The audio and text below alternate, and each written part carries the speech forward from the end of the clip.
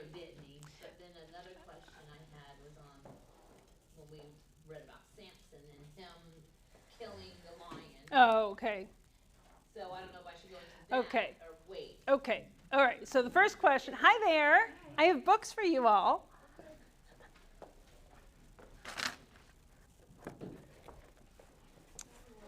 No, please. Just.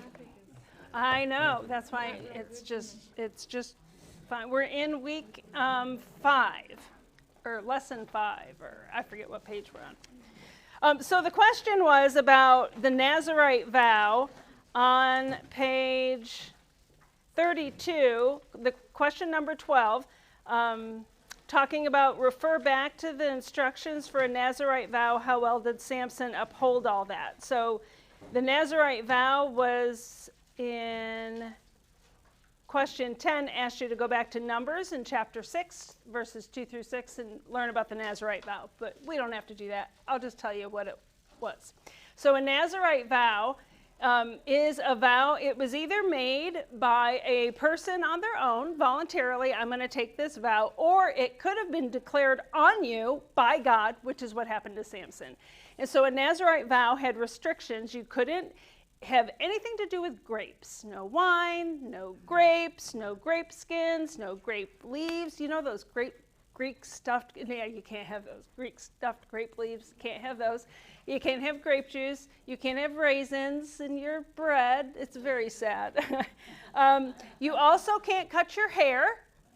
And you also can't have relations with, well, it's usually for men. So you can't have relations with a woman. And so there's all these restrictions. And if you choose to do that for yourself, you can choose the time frame as well. So for 6 months, I'm going to take a Nazirite vow, and then you follow all the rules, and then your hair grows long, and at the end of your Nazirite vow, you go to the temple and you say, I did a Nazirite vow, it's up now, I did the thing. They shave your head, and you get to burn your hair as an offering to God. I mean, off your head, not on your head. Off your head as an offering to God. So it was kind of like, thank you for letting me grow closer to you while I did this vow. And you could be taking the time to think of, deepen your spiritual walk with God, or do an extra service, something for your common man, or something. So that's the voluntary one. The other one, John the Baptist had sort of like a Nazirite vow on him. Samuel had a Nazirite vow on him, and so did Samson. So from birth, for their whole lives, those restrictions were placed on them. And they were just supposed to grow their hair. I mean, it should have been like a man bun, right, the whole time. So that's what Samson had. And so the story of Samson has him drinking with his friends.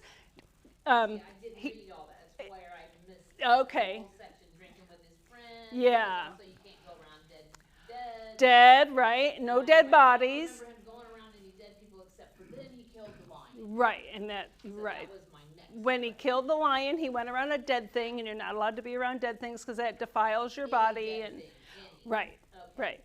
So, and and there's like, what if my mom died or my dad? Well, then your vow is canceled, and you just go on with your life until you can get it back together. So Samson had girlfriends, wasn't supposed to, had long hair, which he was supposed to, but then he let Delilah get it cut, and that whole story. So that's the Nazirite vow. He did not meet his requirements, and when she did cut his hair, Delilah was his girlfriend at the time. She cut his hair because her Philistine brothers and sisters wanted to come and attack him, and so he lost his strength. But it wasn't really in the hair; it was in the vow and in the Holy Spirit. And God is like, well, if you're not even going to keep your hair long, all right, let the Philistines have you. But at the last moment of his life, he finally got his act together, and he was able to ask God, just give me strength one more time, and he was able to push the temple down. So one of my other ones, what is the significance of the honey and the lion? Because when he was going back, he stopped at that carcass. Right, That he right. killed, and the bees had made a made hive. in Right, the honey, and he took some of that honey with him. right, And took it back, but he didn't tell anybody where that honey right. came from. Okay, so the question is, what's the significance of the honey? I'm talking to the online campus, so they know what question we had. Yeah, the honey and the lion. Yeah, the honey. What's the significance of the honey and the lion? So he killed the lion, which is, I guess there's nothing particularly wrong with killing a lion, except he's a Nazirite and not supposed to do killing things. So he leaves it, goes into the city with his folks, comes out of the city. Bees have made their home in this lion head. So how long have they been gone, right? Yeah. So made their home in there, made a beehive. So he gets some of the honey and eats it and then gives it to his dad. Yeah. That's the problem, because now his dad is defiled and he doesn't even know it. Okay, so it's right. So it's all about Samson's focus, right? So he doesn't care about anybody but Samson, and he shows that lots of times. Doesn't care about God, doesn't care about the women that he's with, doesn't care about his even mom and dad, because he allowed his dad to eat something he should not have eaten. It wasn't the honey and it wasn't the lion. It was that it was honey from a dead thing. His dad would never have eaten it, and he removed that choice from his dad. So, yeah. He wasn't very nice, Samson. He had issues. So, any other questions about the homework? Thank you for your questions. Hi there. Okay, so we are going to dive into, chapter 5, which we're already talked about a little bit.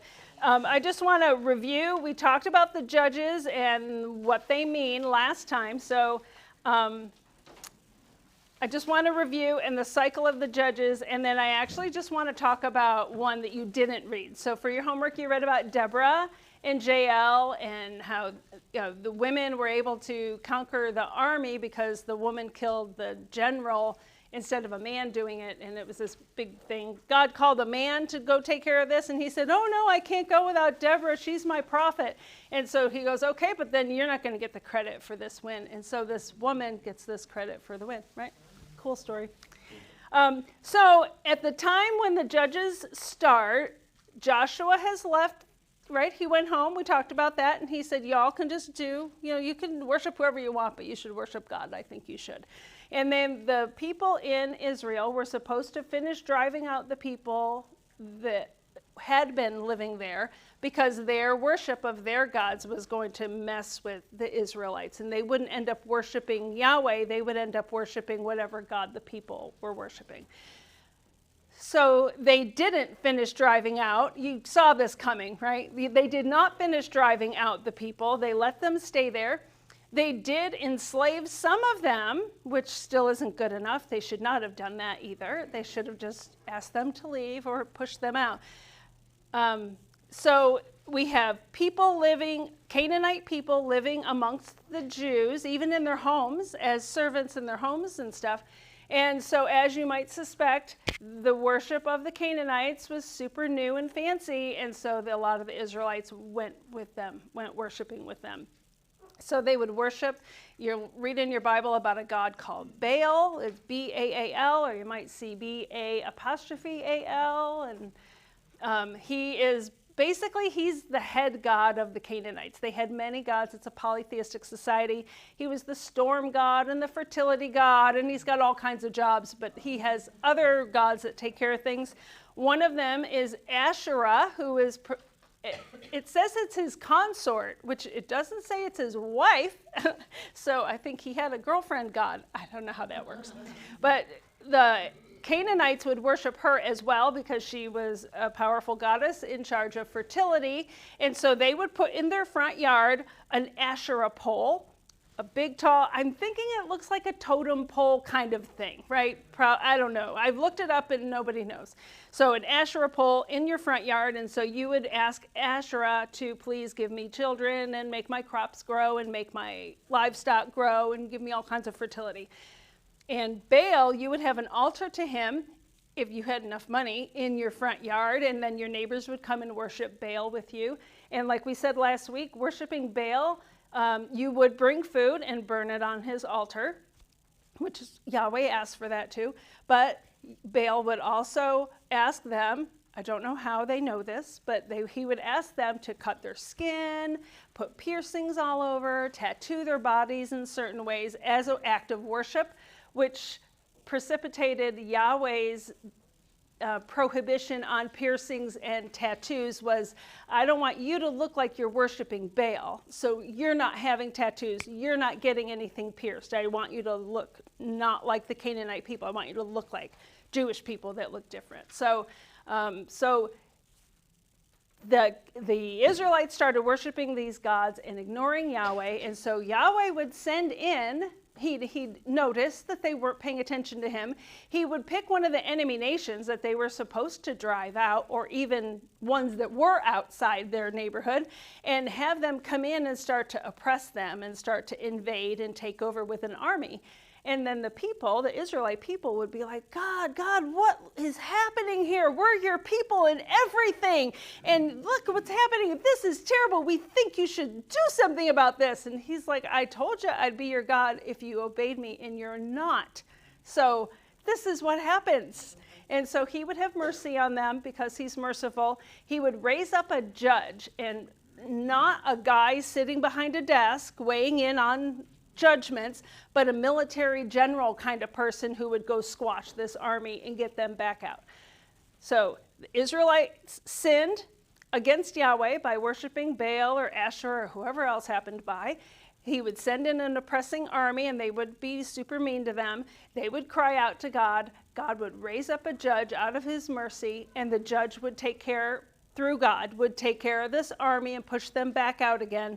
And not just the judge and an army, right? Israelite army would come under the judge and take care of that. And then the people would behave until the judge died. So it was like a local hero kind of thing, right? So Deborah helps squash, I forget what army it was. I don't remember. The army.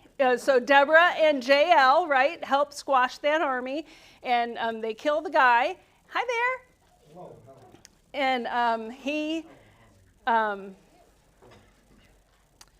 totally lost my train of thought. It's gone. It's all the way. It left the station. Kill the guy.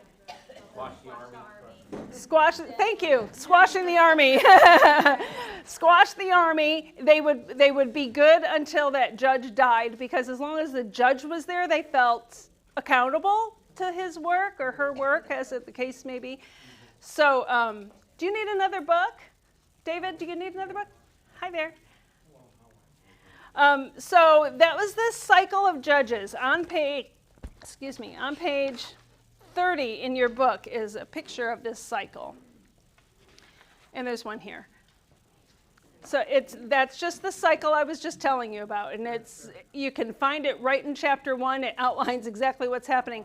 Every judge's story, and there are 12, well, almost every judge's story, does this cycle. It's exactly what happens. The problem, though, is that every repeat of this cycle, the quality of the judge's character diminishes. So it's like they get used to sinning. You know how that happens, right? Pretty soon you only eat a corner of the coffee cake you made, and then pretty soon you ate a whole slice, and then pretty soon you ate the whole coffee cake, and you're like, I did not mean to do that, right? So that's what's happening with the worship, is like, I'm just going to go to Baal worship once a month, and then I'm going to go twice a month, and so on, right? So the quality of the Israelites' faith and worship diminished, and so did the judges, because they came out of that population. So in the first judge is, what was his name? Othniel. He was fine, and he squashed his enemy quickly. Oh, I have this list. You can write this down while we go. I just went through the book of Judges and wrote down who the judges are, where to find them in the book of Judges, and who they fought against, in case you care. If you don't care, you don't have to write it down. So Othniel, and then Ehud came, and then Deborah and Barak are the fourth judge. She's of high quality. She's a prophet for God, which means God speaks to her, and then she takes his message and takes it to the king, if there was one. I don't know who she took it to, because there wasn't a king, so she must have taken it to whoever led her tribe. So by the time we get to Samson, our friend Samson, way at the back of the book of Judges, after 12 judges have gone by, we don't have a high-quality person to start with, and it goes south after that, right? And so finally, in his last days, he gets his act together and says, oh yeah, God, oh hey, it's nice to see you. I'd like to do something for you now. Yeah, so it's not a funny story, but reading the Old Testament, we find our own time exemplified in all the Old Testament, well, from now until the end of the Old Testament. It's not different than what we're dealing with right now. We think, oh no, this world is so terrible right now and there's so many mean people. Well, there are a lot of mean people here too, so it's not really that different, right? So I don't know if that's a good thing or a bad thing, but it just is a thing. So after Deborah and Barak and Jael saved the day, we meet another judge called Gideon. Gideon is from the tribe of Benjamin. You remember the Benjaminites? They would be around, I'm sorry about this map, but I wanted to show you where Midian was. So south of Jerusalem, see Jerusalem on the map. He's north of Jerusalem, in Benjamin, kind of north of Jerusalem. He is having a problem. Well, he's not having a problem. The whole area is having a problem because the Midianites are coming in from Midian down south and a few other nations. They're coming in and they're stealing all their crops. And what they don't steal, they ruin. So they're coming in, taking all the wheat during the wheat harvest, taking the cows whenever they feel like, whatever they want, they just come in and take. So our friend Gideon everybody's afraid, and they're hiding in caves, and they're just a mess with these Midianites. Our friend Gideon is threshing his wheat. It must be the wheat harvest, and he's threshing his wheat, which is fine. He's supposed to do that. And for threshing wheat, you're supposed to do it up high, on a high hill or something. So you go pick all your grain, and you go up to the threshing floor and you get a big ox with a big sled behind him and you put the grain on the ground and you have the ox go around and the sledge kind of smashes all the grain open, right? And so then somebody else comes by with a big, you know when you went to the beach when you were little and you had that little thing and you could sift the sand? That, only big, right? So you have the thing, I don't know what sifter, I don't know what it's really called, and you fill it with the grain that's been smashed, and you throw it in the air, and up on a hill, the wind comes, and you know how you eat your oatmeal, and you get the hard things that's not the good part of the oatmeal? Those things are really light, and the grain kernel is heavy, so you toss it in the air, the wind takes the light, hard things away, and the heavy grain lands back in your sifter basket, right? Now you have cleaned up grain. I don't know how many times you have to do this. Probably more than once. So that's what threshing is. And so it's time for threshing, which happens on a hill to catch the wind. He's threshing in a wine press. Oops. Oh, there's a good picture of they really do it. It's a photo. Anyway, he's doing it in a wine press. So how wine works is wine needs gravity to work, right? So we are not on a hill, we're at the bottom in a rocky area, and you put all the grapes in the top bin, and somebody unfortunately walks on it, which sounds terrible, and then all the juice gets out and gravity pulls the juice down to the smaller vats, you bottle it up and sell it to the ABC store, right? So the Gideon is threshing wheat in a wine press, which means there's no wind because he's down way below the ground, right? He's doing that because the Midianites keep stealing his stuff, and he's hiding from them, and he's trying his very best to thresh wheat where wheat should not be threshed. So he's like throwing up in there and going, you know, I don't know.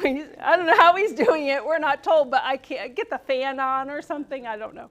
So this poor guy is so afraid of what's going on around him that he's doing an impossible job in an impossible place, and everybody's running scared. They're hiding in caves, and they're just a mess. So the people are crying out, help, help, to God, who they haven't paid attention to ever since Deborah died. And he decides to have mercy on them, which he often does, and he calls Gideon, and he sends an angel to Gideon at the wine press. And the angel says, this has got to be the funniest line in the entire Bible. I think it is. And he says, oh, Gideon, man of valor. And, you know, the guy is in the wine press. Yeah, so I just think it's really funny. So he tells Gideon, I need you to deliver Israel from the Midianites. You're going to be the guy. He's like, no, Now, I'm not going to be the guy at all. I am the least in my family, and my tribe is the least of all of Israel. This isn't going to happen. And God says, yeah, it'll be great. You just need to come with me and do this. And he's like, okay, fine. But I need you to give me a sign. And so he says, Gideon says, okay, wait right here. So this is an angel. And the conversation is weird because in 1 minute the angel's talking or God's talking. It's really all God's words, but it could be through this angel. So the angel's sitting there and Gideon says, okay, don't go away. Just stay here. I need you to do a sign. Hang on.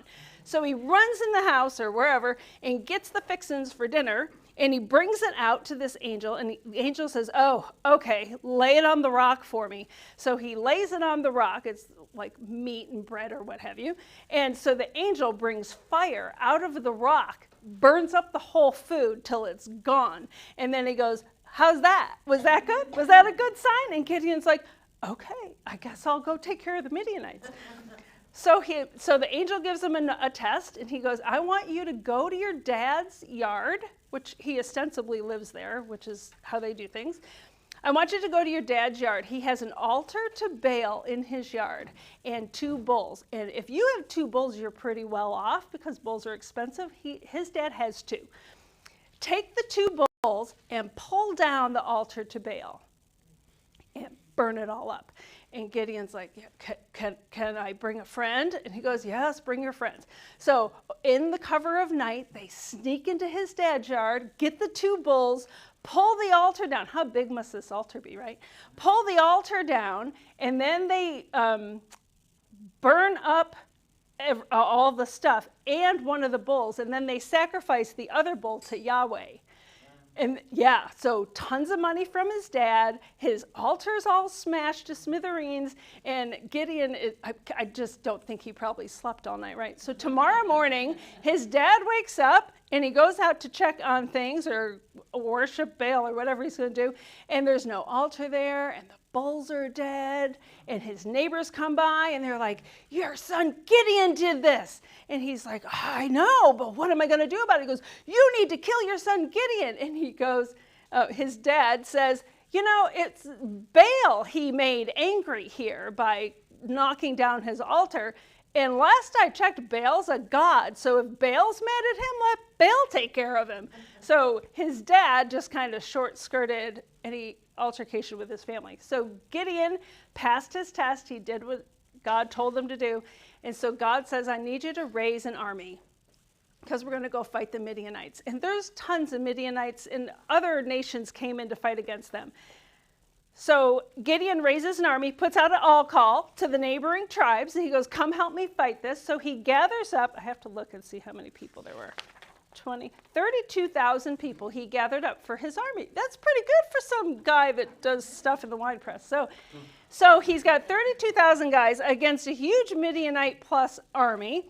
And God is like, you know, I'm thinking about this, and your army's all cute and all, but if you win this battle with this army, everybody will think you won the battle with this army, and it won't be you because you're Gideon, but it will be me, and I need people to think it's me. So I need you to reduce your army. So go through your whole army and ask if anybody's afraid to do this battle. And if they're afraid, just tell them they can go home.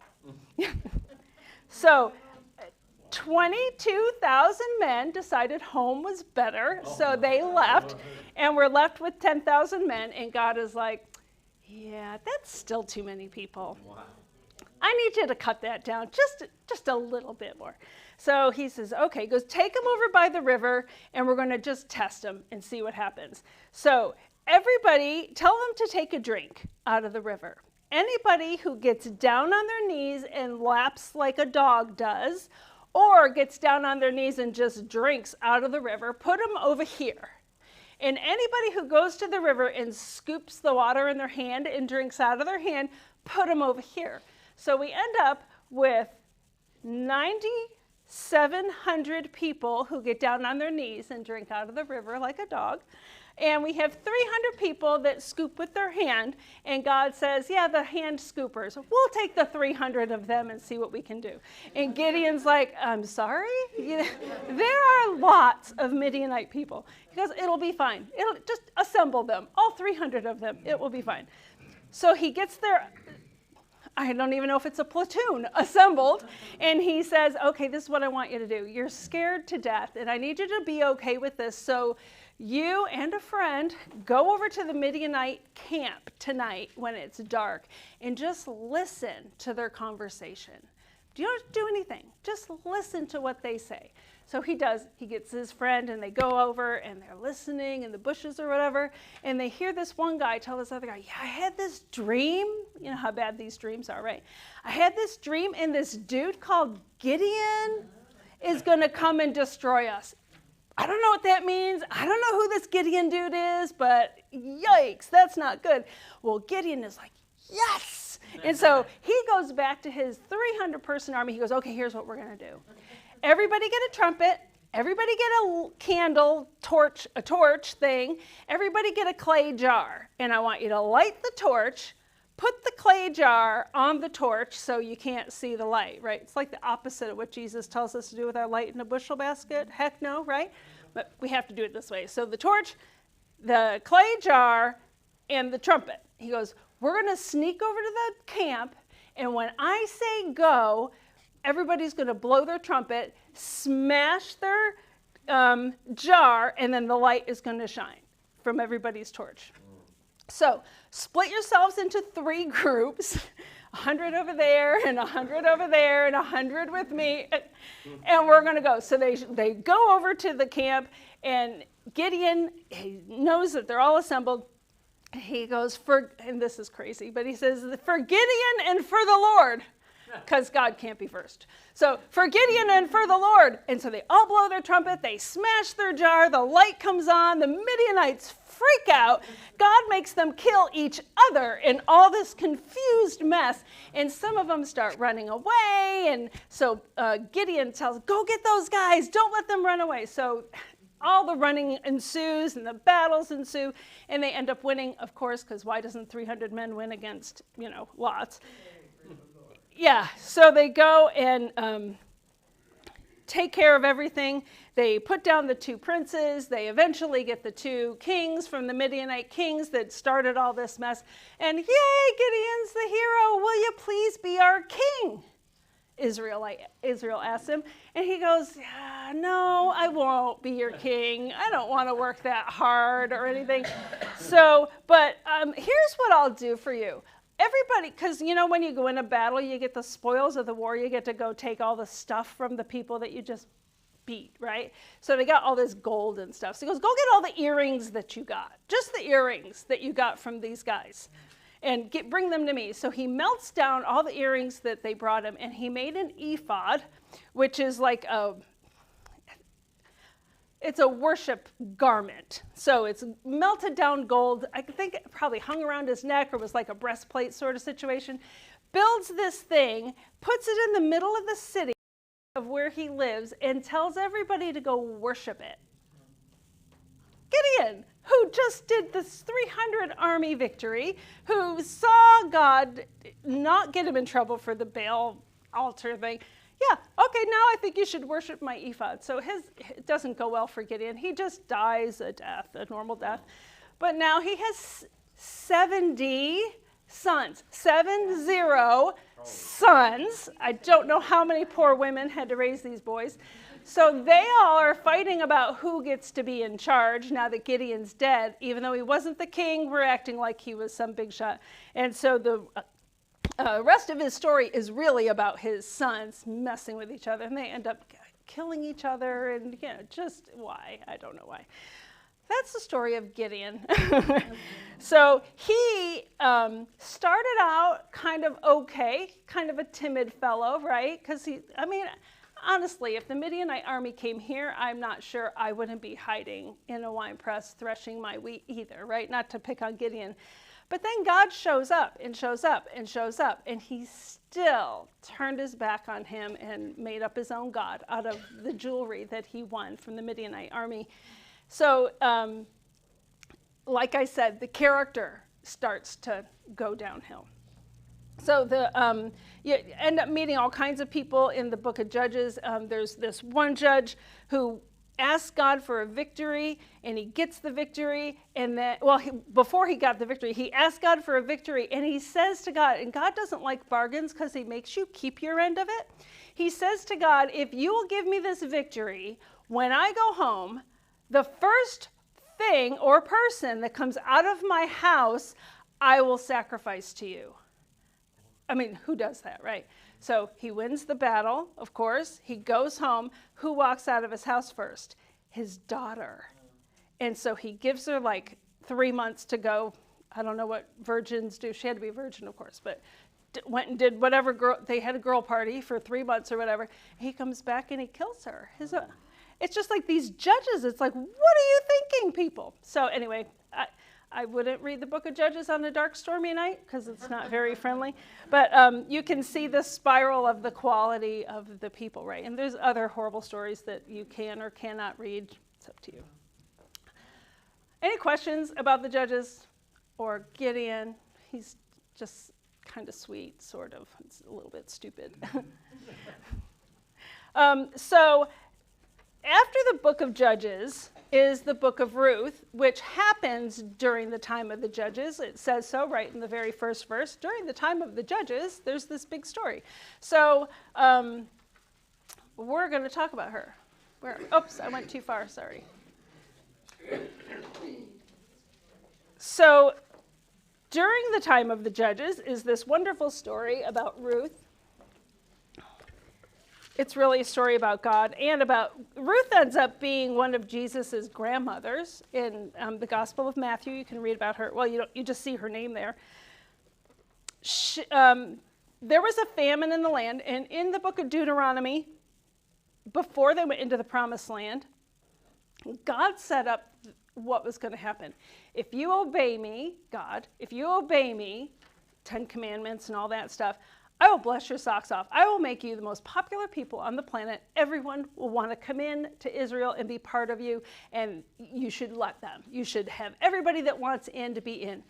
But if you don't obey me, all these disastrous things are going to happen to you because I'm going to withdraw my blessing and my mercy from you and let life happen to you, basically, bad things.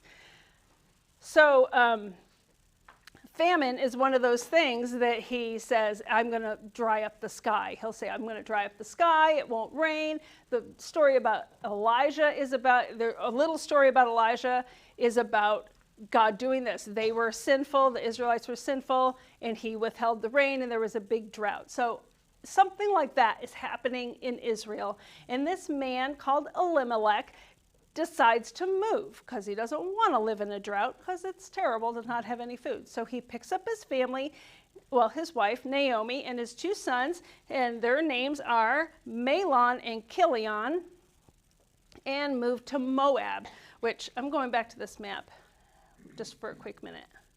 Oops. So Moab is right by the Dead Sea. Do you see it up there?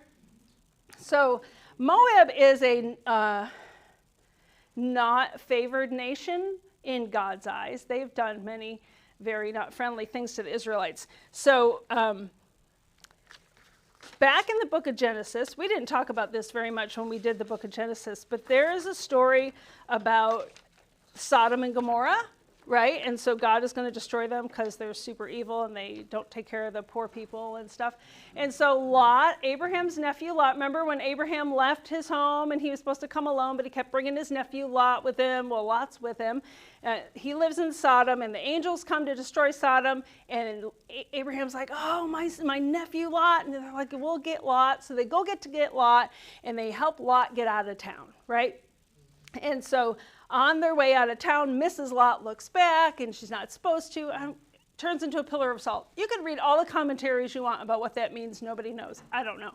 So off the dad and the 2 daughters go, because the daughters were engaged, but the boyfriend people did not want to evacuate the city. They didn't think God was going to destroy it.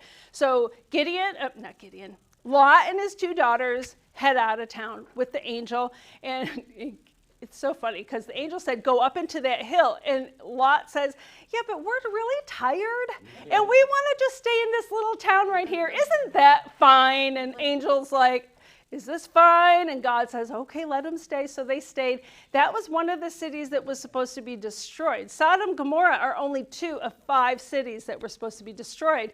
And this little town was one of them, but now it didn't get destroyed. So they hang out there overnight, but tomorrow morning after the stuff happens, well, before the stuff happens, they run up the hill and they get to safety. So all the fire and brimstone comes, Sodom and Gomorrah and 2 other cities are destroyed, and they wake up out of their tent, supposedly, and look out, and everything's gone. Like, atom bomb kind of gone. And so the girls, in their ancient Near Eastern mentality, and we've talked about this, a woman in that culture with no husband and no son is in a precarious position because she needs support to live. So the girls who were engaged a minute ago are no longer, they don't have anybody because they're gone. And they got their dad drunk. And one of them slept with him the first night, and then they got him drunk again, and the other one slept with him, and they got pregnant, of course. And I'm telling you this horrible story to tell you how Moab came to be. One of the sons of Lot and his daughter was named Moab, and the other one was named Ammon. And if you look just north, you'll see Ammon. So these people came out of that relationship Lot had with his daughters. Okay. That doesn't make them all the way bad, but later on, when Moses is bringing the Israelites out of Egypt and everything and weaving around, they make it up this far and they get to Moab and they knock on Moab's door and say, hey, can we just cut through?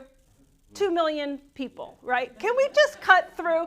And Moab is like, heck no, you can't cut through. We just planted our crops. You're going to mess up your stuff. They're like, no, we will stay on the road. Yeah. They're like, yeah, but you're going to drink all our water. No, you can't cut through. So they had to like go around or something.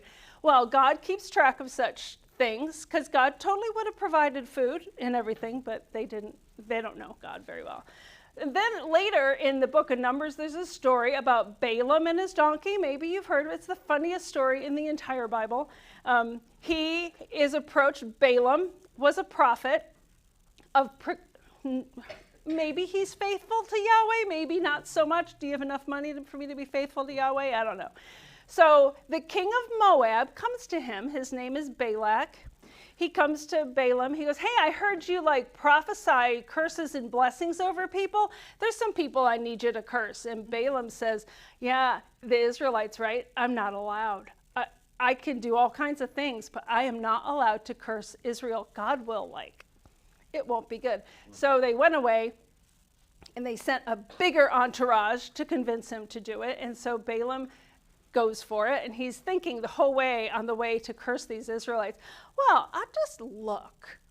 Me going there isn't against the rules, and if they're not really naughty, I can still come home. I'll just make them pay me up front. It'll be fine, right? So they show up, and Balak shows Balaam. Oh, I'm sorry. So they're on the way up there, and so he's got an entourage of these people, Moabite people, and he's got his donkey. He's riding his donkey. So after not very long, the donkey, for no reason at all, pulls off the road and just won't get back on the road. And Balaam is like, get back on the road, get back on the road, you stupid donkey. And the donkey gets back on the road. And so she goes on, and then pretty soon there's... yeah, but not yet. I forgot what it was. So they get to another part in the road, and the road is really narrow. Oh, I know, it's grapevines, and there's a narrow part, and so the donkey squeezes by. The road is like way over here, but she's like squeezing over here, and he scratches his leg on the grapevines. He goes, you stupid donkey, you hurt my leg. And they continue on, and they get to this part, and there's this... The road goes through 2 walls, like a wall to this guy's yard and a wall to this guy's yard. And the donkey can't hardly fit through. And Balaam is like, you stupid donkey. And the donkey looks back at him and says, dude, have I ever done anything like this before? And he goes, no. And he goes, I cannot get through. There is an angel in the way up here. And the angel tells Balaam, he goes, you better not curse those Israelites. And so this poor donkey is being beaten by her silly master because she sees this angel in the road. The angel thinks Balaam's going to stop, but he doesn't. So this is Balaam. So he gets to the Israelites and Balak says, okay, there they are, curse them. He goes, I told you, dude, I can't do that. And so he does it to him again tomorrow. There they are, curse them. Here's a smaller group of them. Just curse them. He goes, I cannot do that. So Balaam ends up without any money. His donkey's super torqued at him right now for beating her up. And king of Moab is mad at him. So, but this is another thing the Moabites did against the Israelites that God is not happy about. Another story is when they were walking through that part, the women of Moab seduced the poor, young, impressionable boys inside Israel, and that wasn't good. And one of the other judges had to deal with this King Eglon, who, the story's disgusting, and I'm not going to tell you. But so all these stories led God to say that no Moabite is going to be in Israel for like 4 generations or something. So here we are, this man, Elimelech, back to our story. Elimelech is an Israelite, and he takes refuge in Moab. I don't know why he picked Moab. So he goes there. He's there for a really long time. His 2 boys marry 2 Moabite women. One of them, I can never keep straight who marries who. Ruth marries Mahlon, and Orpah, it's not Oprah, by the way. I called her Oprah for the longest time. It's Orpah. Orpah marries Kilion, and they are fine, but Elimelech dies. We don't know why he died. 10 years go by, and the 2 boys die. And so now we have what's actually our story now. So we have Naomi as the mom, and Ruth and Orpah. And she tells the 2 women who have no children. So 10 years married, no children, that must have been sad. So Naomi says, okay, I have to go back to Israel because I can't stay here. She's a woman all by herself, but B, she's not even Moabite. She's an Israelite. No one's going to take care of her. So she's got to go home where her family is to take care of her. But these 2 Moabite women, they can't come with her. So they say, go back home to your dad's, and he'll find another husband for you, and it'll be fine. And so Orpah is like, sweet, and off she goes back to dad's house. Well, Ruth says, no way, Jose, I'm in your family. Your husband was my my protector. Then my husband was my protector, and it's you and me, kid, and we're going to make this happen. So the 2 of them go back to Bethlehem, where they came from. So in Bethlehem is where Elimelech is from, and so his lands, we talked a lot about all the land stuff, right? His land is still his land, right? So probably someone was taking care of it for him, but it's still his. So she has that land, Naomi does, as a dowry of sorts. So she tells Ruth, I can't give you another husband. Remember we were talking about if the husband dies with no kids, then the woman has to marry the brother, and then he gets a kid, they have a kid, but his stuff belongs to the husband. Remember we talked all about that. This is happening. So Naomi's like, I don't have any more sons to give you at all. So I could get pregnant today, and it'll be 20 years till you can have a husband. So, I don't know what we're going to do over there. And she's like, it's cool. We'll just hang out and do life together. So they end up in Bethlehem. Naomi reintroduces herself to these people. She's been gone 10 plus years. We don't know how long, but long time. She sends Ruth out. They're hungry. She sends Ruth out. We don't get in a sense of where they're staying this whole time. Whether Elimelech had a house and now they're back in their house that they had, I don't know. But Naomi says, go to the fields, and it's harvest time. Go to the fields and do the gleaning. So God provides for poor people in his Bible. And so if you have a piece of land and you farm it of wheat, or whatever, but of wheat, so you're going to harvest your wheat. You're not supposed to harvest the very edges or the corners, because the poor people in your community are supposed to be able to come pick that grain to feed their families, because we don't want no food for our people, right? They may not have enough money to own the land, but they're not starving on our watch kind of thing. So Ruth and Naomi have no money and no land to harvest. So Naomi sends Ruth to the neighboring fields to do the gleaning, it's called. So Ruth goes out and she lands in this yard and she introduces herself. Hello, we're the poor ladies that just moved back home. And can we glean, please? And then she says, yes, you can glean. So she's working all day, all day. Well, the owner of the field comes by around lunchtime. He always provides a hot meal for all his harvest workers, which was super nice. And he sees her and he's like, who's that? That's not one of our people that's working. And his overseer's like, yeah, she showed up this morning. She's Naomi's daughter-in-law. She showed up this morning. We said she could glean, right? And he's like, of course.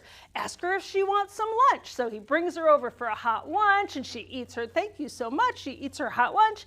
And after lunch break, it's time to go back out and finish gleaning and what have you. And he tells all his workers, he goes, you all leave her alone. None of you boys mess with that girl. She's under my protection. You let her do whatever she wants. So she goes out. She has no idea. She goes out gleaning. She goes home to Naomi, and she's like, look what I got. I got all this wheat. We can make flour and bread and pancakes and yahoo. So she's like, where did you go? And Ruth says, I went to this field of a guy called Boaz. And Ruth was like, aha. Because Boaz is your father-in-law's relative. So this is super sweet. Go back tomorrow. So she goes back tomorrow. Same thing happens. And Boaz asks his overseer, how's she doing? How's that Ruth doing? He goes, oh, she is the hardest worker we have. And she's not even working for us. She's just gleaning. And Boaz says, okay, here's what I want you to do today. Tell all the harvest workers that she needs to, stay with us, but I want them to drop really good grain on the ground for her. So oh no, there goes a huge stalk of wheat. I think Ruth might need that. So she comes home now, she's got, look what I got. And Naomi's like, we're gonna have pancakes for days. Yeah. So she goes back, and it's the barley harvest next, and she is just having a ball harvesting all this stuff. So she comes home, and Naomi goes, okay, here's what has to happen.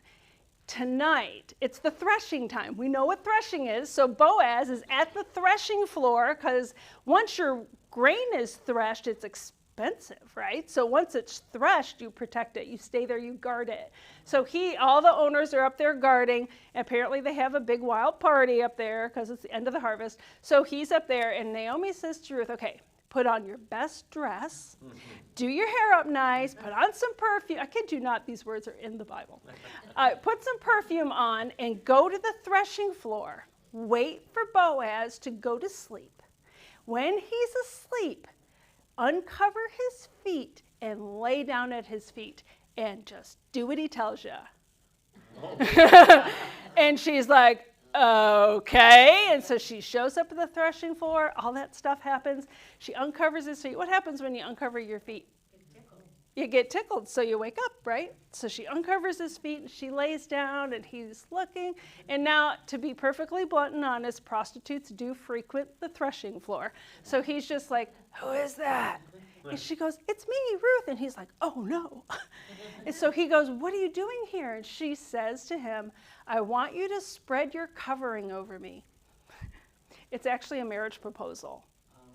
Because in the marriage ceremony, he would wear a robe. And do you take her? Yes, I take her. Do you take him? Yes, I take him. Okay, put your robe. So he would take his robe, his sign of who he is, off of himself and cover her with his robe, saying, she's under my protection. So Ruth is saying, will you put your covering over me? And he knows what she means. Everybody except us knows what she means. So he's like, oh, is that how it is? Okay. Everything's going to be fine. You stay here till morning. You leave before dark, though, because I don't want anybody to see you leaving this place, because they will think you're one of a different kind of character, and you're not. So just wait till morning. This is all going to be fine. It'll all be fine. Don't worry. So tomorrow morning, right before the sun comes up, he fills her little apron with all kinds of grain. Go home to Naomi and you just wait and I'll get back to you. And she's like, oh my gosh. So she gets back home and Naomi's like, what did he say? And she's like, he just told me to come here and he'd let us know later today. And Naomi's like, yes! So down in town, Boaz is busy. So he's not been up all night at the threshing floor or anything, but now he has to fix this with this young woman. He goes down to the city gate, which I come to learn is like as thick, as wide as this room. Like, how many feet is this? 20 feet wide or whatever? In the gate of a city are rooms. So you would like walk in through the middle of this room and there'd be like a couple of rooms here and a couple of rooms here. And that's where city council meets and the mayor's office is there, what have you. So he goes down to the city gate to just see who's walking around. And he sees a guy who's closer relative to Elimelech than he is. So this whole kinsman redeemer thing, we talked a lot about that. So this kinsman redeemer has to be a close relative. So Boaz is close, but we don't know his name, is closer. So he actually has to be given the right of refusal, right? So he goes up to the guy, goes, hey, closer relative. I don't know his name. Hey, closer relative. Hey, can we have a conversation in the company of all these fine witnesses? He goes, did you hear Naomi's back in town? He goes, yeah, I heard that. That's good news, right? He goes, yeah, I heard she's got this piece of land. She needs some money. She's really, having a hard time. She's got a piece of land. You're a close relative. Could you buy her land for her? Give her some money? He goes, yeah, I could see my way clear to buying the piece of land. Oh, yeah. Also, she's got this woman, her son's wife. The son died, right? It's terrible.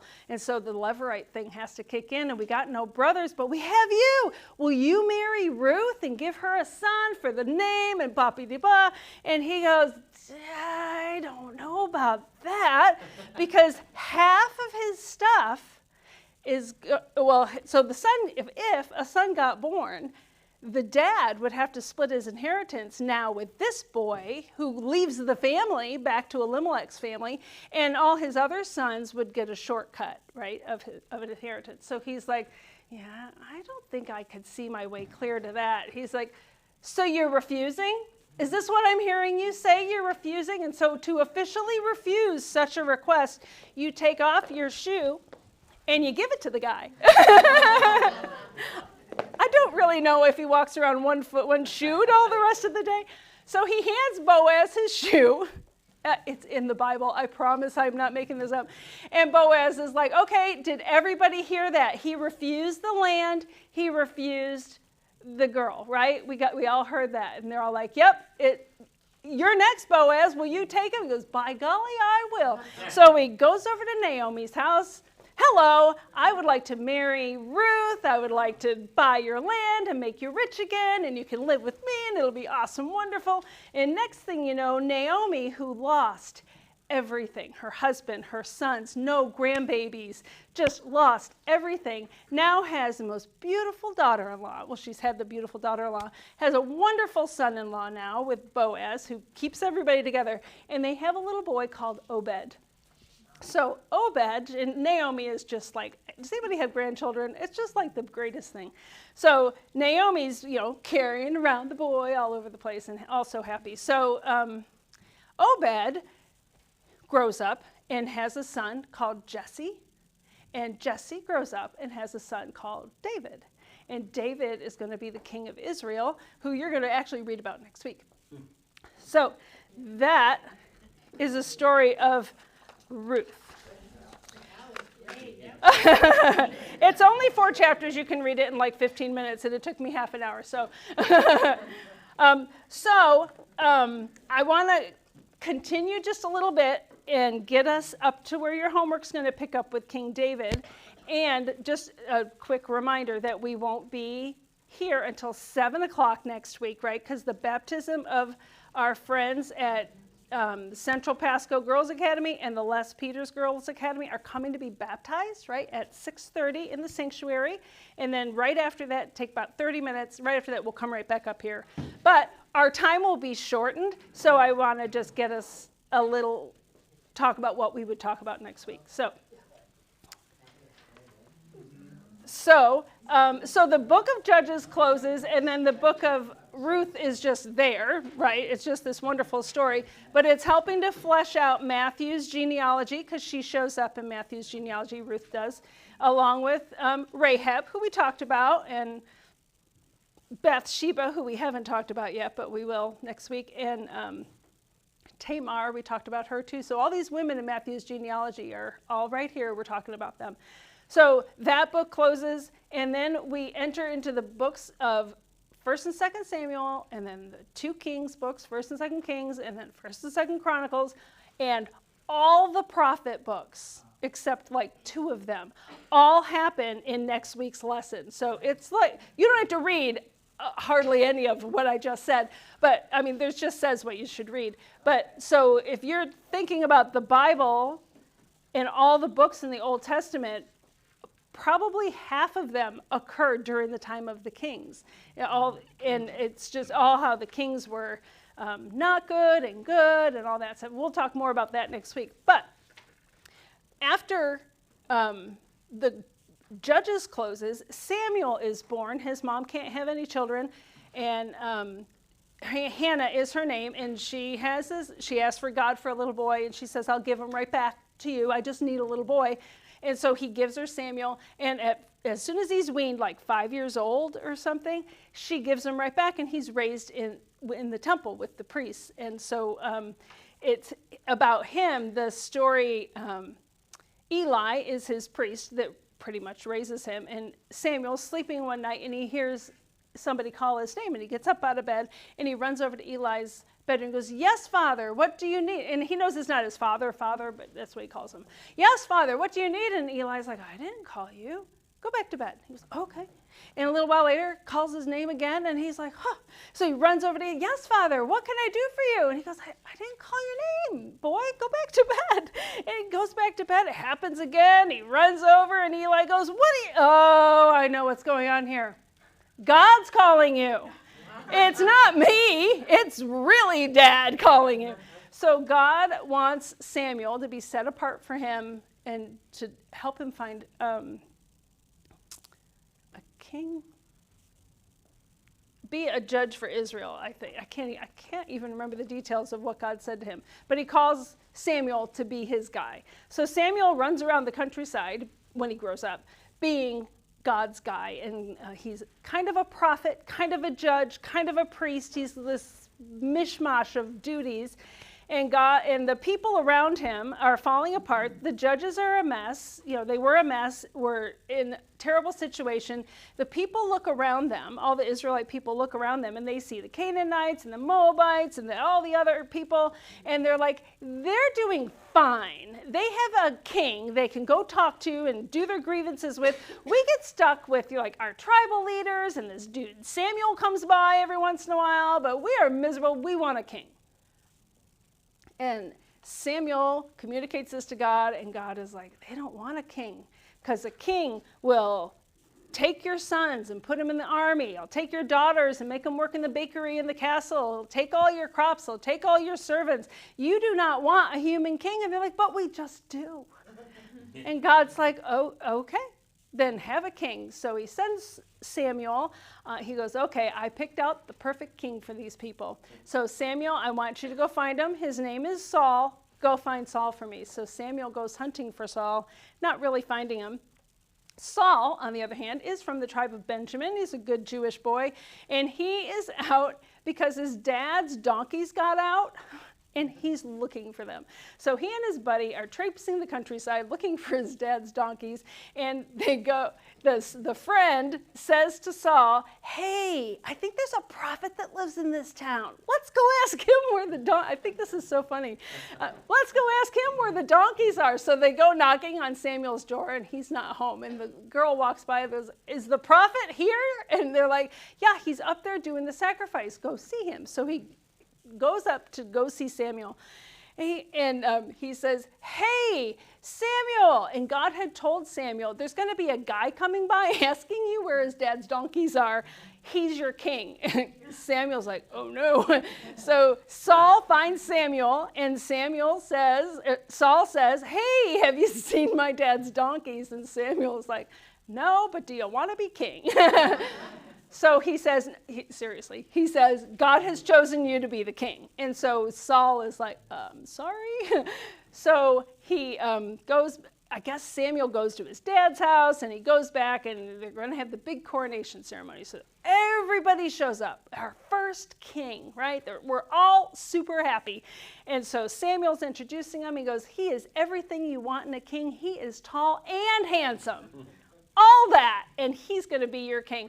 So they do the blessing and the sacrificing and all the stuff that you have to do to make a king a king. And Samuel says, and here is King Saul.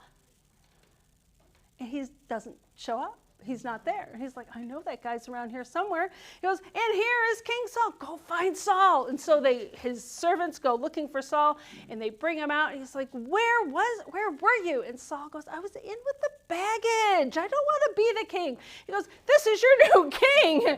And the people are all having a very big party. So this poor boy, I don't know how old he was, obviously not very mature of a person, is now a king, which in those days means you're the general of the army. Like, I know our president is the commander-in-chief, but he doesn't go to the battle. But this king goes to the battle. This is when kings went to battle, and they would, go in the front. And so Saul is this guy, and he raises up this army, and all the Israelites, and they're still battling the enemies, mostly the Philistines, who live on the Mediterranean seacoast. And in this one battle he has, so the Philistines hate the Israelites. It's just this feud forever.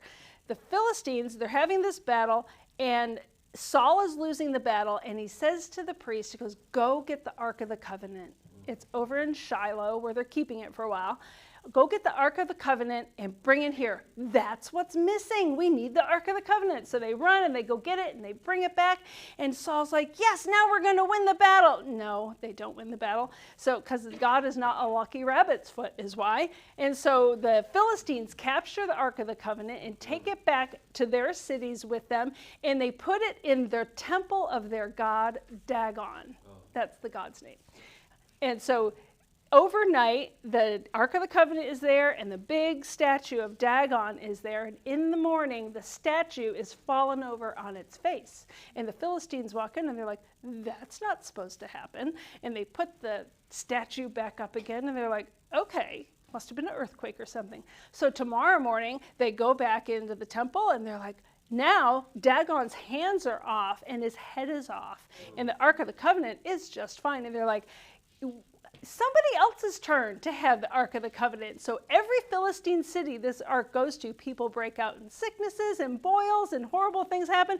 And they're like, get this thing out of here. Give it back to the Israelites. So they put it on a donkey cart and they take it to this city, and they're like, I think this belongs to you guys. So actually, they put it on a cart, and they put two heifers that have never been yoked together before, like they don't know how to pull together. And they say, okay, so we will, if it takes a left to our house, we'll keep it. If it takes a right back to Israel, we'll just let it go. So it takes a right back to Israel. And this family is out in their field, not threshing wheat, but picking wheat, harvesting, and they're like, isn't that, I'm sorry, this is so funny, isn't that the Ark of the Covenant walking by on this cart? So they kill the oxen, and they sacrifice them, they build an altar out of the cart, and they worship God, because these are Israelites, they worship God, and they're like, oh, now what do we do? So they give the ark over to their friend. You keep this ark. And for some reason, no one's supposed to touch this, right? We talked all about that. Nothing's happening to these people. The Philistines touched it. The Israelites touched it. I don't know why this is working out, but it's working out. So it stays in, I think his name is Minadab's house. And so it stays there for a really long time, until King David actually becomes king. So it's like captured for 20 years or something. The Philistines have it, and now it's back, and Saul's a mess, and he's just messing up all over the place. he goes on this battle with the Amalekites, and the Amalekites are the ones that attacked the Israelites as soon as they left Egypt. Remember the story with Moses with the staff in the air, and as long as it was up, they won, and if it was those people, God said, I'm not done with you yet back then, and so now he's done with them, and he says, I want you, Saul, to battle these Amalekites, and I don't want you to leave anybody. No king, no sheep, no, just burn it all. I don't want any sound of any Amalekite anything happening in Israel. So he goes to Samuel. He goes, I got to go on this battle. Will you offer the sacrifice so I can go on the battle? He goes, yeah. I'll be right back. Just wait for me. So 7 days Samuel's gone, and Saul has this army of fighting men cooling their heels in this town, driving the townspeople crazy. And so Saul finally is like, I can't wait any longer. I got to go out and fight with these men. So that he goes up onto the altar to sacrifice the animals for himself, which no one except a Levite is allowed to do that. So he's just done sacrificing, and Samuel walks up because, what are you doing? And Saul says, well, you didn't come back. I had to do the sacrifice so we could go to battle, and you didn't come back. He says, this is you can't do that. And he's like, all right, go on your battle. So he battles the Amalekites, and he wins, and he comes back to Samuel, and Samuel's like, how'd you do? And Saul says, we did great, we won. And he goes, that's great, but do I hear sheep? He goes, they were really nice. They were super nice sheep, and we got cows. They were really nice too. And Samuel says, you're not supposed to bring anything back. He goes, oh, and we have a new friend. This is the king of the Amalekites. He's cool, don't worry. And Samuel's like, we were supposed to leave nothing alive. So Samuel has to take care of killing the king and sacrificing all these animals. And so Saul God's done with him. He's sacrificed on the altar when he wasn't supposed to. He doesn't listen to directions. He's crazy. And so he says, I'm done with you, and he removes his Holy Spirit from Saul. So Saul goes crazy, and he gives David a hard time, which we'll talk about next week. Saul is not the king in God's eyes anymore, but he's actually the king to the people, right? So Samuel is going to go find the next king, who you're going to read about is King David, right? And you probably know that story, but you get to read about it. So Samuel's going to go do that. But while David is still young, we still need this king to be the king. So Saul stays king for a really long time, even though God's not with him anymore, and he just loses it. Nothing goes well for him, and it's just really terribly sad. And I'm not sure why God picked a person like Saul, except to say, see, I told you this would be a terrible idea. But then he picks King David, who, and we'll talk a lot more about him next week, but he was awesome because he loved God, but he wasn't so awesome in the choice-making department, and makes a few choices that are really terrible. But so from between the judges and David's story is this story about Saul. And he goes on lots of battles, and he has his son Jonathan, who ends up being friends with David. And David. And the David and Goliath story happens while Saul is king. Lots of things happen while Saul is king, but most of it is without God's help or intervention. And so he's just, lost in more ways than one. So next week, do your homework, and so we'll just start right in with, after you read your homework, we'll start in with the story after that instead of talking about Saul, which I would have done next week. But are there any questions about anything? Yeah, I would just like to mention that Saul, he was given certain instructions about what to do. Yes. He disobeyed God. Yes, he did. Well, God knew that because he's omniscient. Yes. He knows all things. Right. So he wanted the people of Israel, the Jews, to know that this man that they wanted a king. Right. And he was going to show them that a human king is not as great as God. That's right. Yeah. Yeah. So, David. Yes. Right. About David, the mistakes that he made. Right. But David was a very good king. Yes. Yeah. And his son. Yeah, we're going to talk about him next week too. Yeah, so we're talking about Saul not being a good king and God knowing that because he's omniscient, but let these things happen so that he could prove that being a human king was a bad choice. Yeah, you don't want a human king. Okay, have a human king. It's not going to go well. We as people, sometimes we have to learn things the hard way. Yes, we do have to learn things the hard way. Yeah, We don't want to listen to God. yeah, Obey God. that's right. Find out things. Yeah, yeah.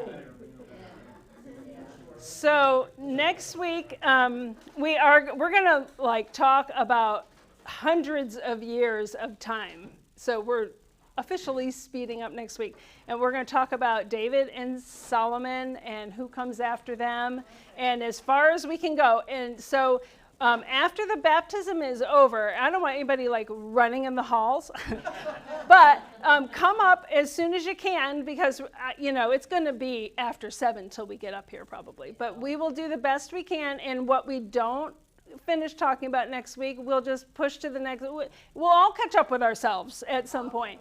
So, but being with these young women next week, watching them be baptized, will be a blessing to them because they consider us their family, their church family. And I have been with many of them over the years, and they are girls that have all the deck stacked against them. And we're going to help them unstack that deck, just the tiniest bit, right? So we may not be able to fix their lives, but we can tell them that God loves them. And we can show that to them by being present.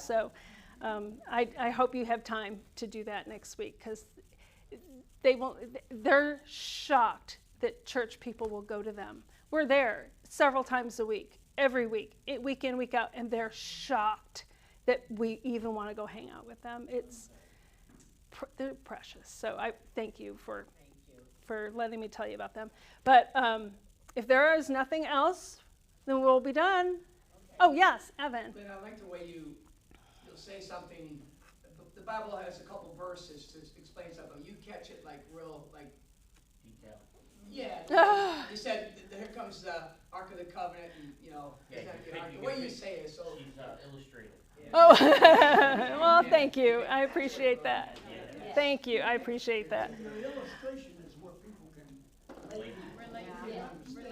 Yeah, that. You try to illustrate the way the Bible teaches. Yeah, You yeah, need a group that theologians. yeah. They make it complicated, though, brother. They make it all complicated. Well, And that's good. I like. Thank you. That side and no The- I love it. Yeah. That side? Yeah, yeah. Well, when I first started reading the Bible, I had no idea. I got to Genesis chapter 5 when all the begats started. He begat him and he begat him. I'm like, I have no idea. I was a little girl. And God never let me let go of fascination. I did not have 5 clues what it was about. I was raised Catholic, not a huge high priority to learn your Bible, although I knew lots of stuff. But it wasn't until I was 35 and I was in an Assemblies of God church, this 20-person church, and the pastor told me the story of Adam and Eve, just told it like it was a story. And I was like, yes, please. And then we even got to Genesis chapter 5 where that genealogy is, and he told me what it's there for. And while I don't know half the people on the list, I know that it connects the Noah story to the Abraham story, so we have to have it. So he unmystified things that were boggling my mind and I couldn't get past. And so throughout, I went to Bible college, and I was so blessed to have a Bible teacher who told me stories. And I was like, I see the Bible like a movie in my head. And I think God let me do that so I could come and tell you stories, because he really wants us to know what he says and how he feels about us. And stories is how we remember. I don't know when Thomas Jefferson was president. I have no idea. But I have no idea when Saul was king. But I know a story about him. And I know he wasn't quite great at it, but I know he tried as much as his donkey hunting abilities could go. But I humanize the people because they're just us. They're just a long time ago us, but we're them, right? And so I think that helps. After you're done here, I want you to go from this class and feel like you can take any Bible class your heart desires because you are ready. You will be. You're not yet. Don't leave. But you'll be ready. You will have studied more of the Bible than most people do, like as a story. And so I'm humbled and blessed that God let me do this. This little girl from upstate New York, from a poor family, and I have been given the privilege of telling his stories for him. I don't take that lightly, but I am so blessed when it actually works. I'm like, go home and I'm like, it works. And people write to me and ask me questions and tell me stories they heard. Or can you tell Gideon? I never tell the Gideon story. And Andy's like, are you going to tell the Gideon story? And I'm like, well, I guess so. So I had to learn the Gideon story. But now you know Gideon. You may not know how many or when or who he was fighting, but you know there was this guy who was threshing wheat in a wine cellar and he beat the Midianite army because God helped him do it, right? So thank you for your kind words, but God he let me do this job, and I'm just tickled pink. So let me pray for us, and then we'll go. Heavenly Father, we just thank you. We thank you for your word. We thank you for the stories that capture our imagination and help us get to know your people and get to know that we are your people as well. And we ask you to be with us as we mess up just as much as those other people did, and we ask for your grace and your mercy in those times. We thank you for these sweet, precious girls that are coming next week to feel your grace and mercy on them. And we ask you to protect them, and please just let their lives be filled with hope. So please be with us until we come back next week. In Jesus' name, amen. Amen. Thank you, everybody. Thank you. Good job. Liz, where you from in upstate New York? Utica. Oh, all right, I grew up in Troy. In where? Troy. Oh, very cool. Yeah. A little more snow than we got. Yeah.